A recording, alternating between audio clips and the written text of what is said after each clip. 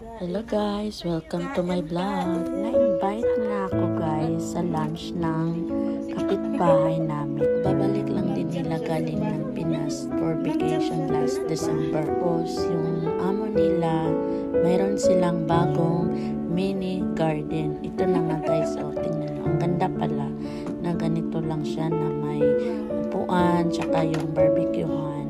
Pero kami dito, naghahatpat kami kasi marami daw silang tira ng mga balls galing pa noong mga bisita nila last December. Alam mo naman nyo guys, ako hindi rin mahilig sa pagkain, kaya pinuntahan ko sila kasi may pagkain. At guys, usap-usap kami ng mga kaibigan ko, ng mga yung sa bakasyon nila, yung pagpunta nila, ganon. Tapos yun guys, naghahatpat kami. Alam mo naman, kahit mainit, pero malamig pa rin ang kapitbahay ko sila dito sa village. Alam nyo yung salamin dyan, yung sa likod niyan, bahay na namin. Yan guys, lutong-luto na guys, ready to eat na.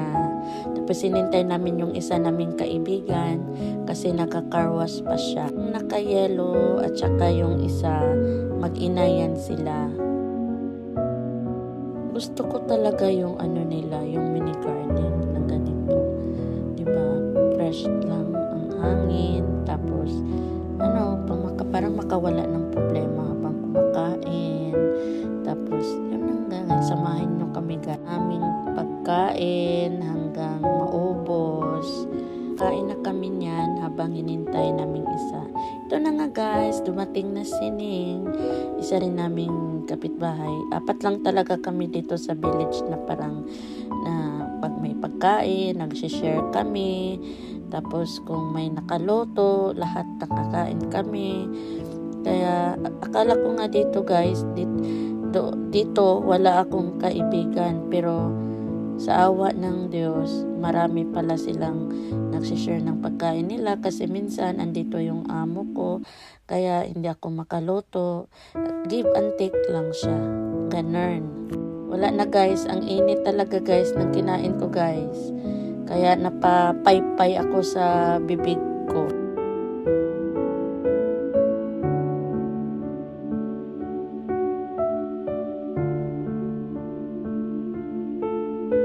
Guys, enjoy lang kami, good vibes lang kami. Ang buhay natin dito, kailangan na kumain talaga kasi maraming trabaho. Samahan nyo na naman kami na kumakain habang paubos yung niluluto ni ate. Kasi marami din siyang nilagay doon sa may pot na mga balls.